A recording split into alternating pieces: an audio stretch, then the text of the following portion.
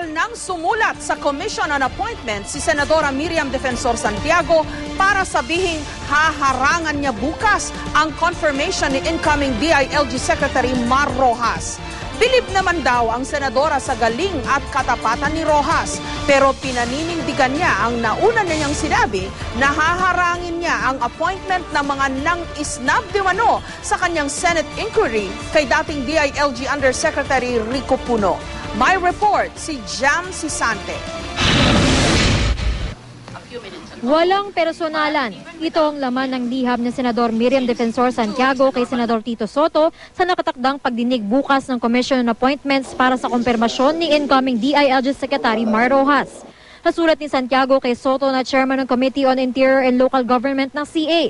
Sinabi ng senadora, hindi raw niya pinepersonal si Rojas. Katunayan, kwalipikado nga raw ito dahil sa katapatan at galing.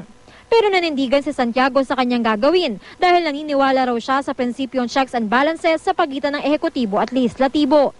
Iginagalang naman daw ni Rojas at DENR Secretary Ramon Pahe ang desisyon ni Santiago.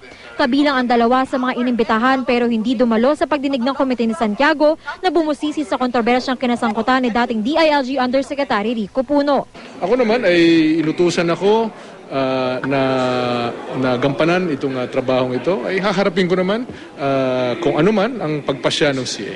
Yung invitation is for an assessment or evaluation on the performance of Undersecretary Puno. No? Wala naman akong makukontribute. Nasa DOTC ako. Hanggang ngayon, wala pa ako sa DILG. Hindi ko naman nakatrabaho si Yusek Puno sa kahit anong paraan. It's a little bit unfortunate, but we have to abide by the decision of the CA or of the Senate. Kami naman po isusunod lamang. Hindi naman po sinabing hindi a-attend. Hindi po. The President never gave that instruction. Ang sinabi lang po niya, magtanong tayo ng certain, to make some queries. Yun nga po yung sumulat CES. Pagbabasihan ni Santiago ang Section 20 ng CA Rules na nagsasabing sino mang miyembro ng komite ay maaaring suspendihin ng aksyon ng isang CA committee na pabor sa isang appointee.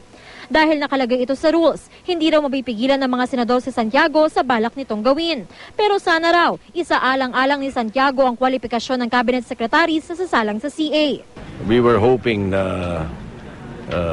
yung qualification ng importante pag CA confirmation at saka yung tinatawag na parliamentary courtesy na pinapractice na tradition sa CA na kapag ang isang nominee ay dating membro ng Kongreso, ay binibigyan ng tinatawag na kortesiya. If you keep on invoking Section 20 of our rules sa CA, whimsically and capriciously, baka lumalabas yan, you're making a fool of yourself. Ano? Dahil kung walang makitang kadahilanan yung mga kapwa-membro, wala makitang dahilan yung nominee or appointee, at lalo na yung taong bayan, wala makitang dahilan at masyado kang mag-invoke ng Section 20 dahil lamang sa kapritsyo mo, nasa sayo yon. Hanggat hindi nakukuha ni Rojas ang kumpirmasyon ng CA, hindi siya maaaring maupo sa DILG dahil regular ang appointment sa kanya o tinilaga siya sa pwesto habang nasa sesyon ng Kongreso.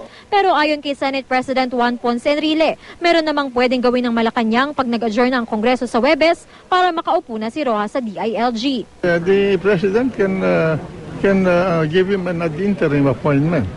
When we go on recess on the 20th, September 20, then that appointment has all the earmarks of a permanent appointment until revoked by the Commissioner Appointments.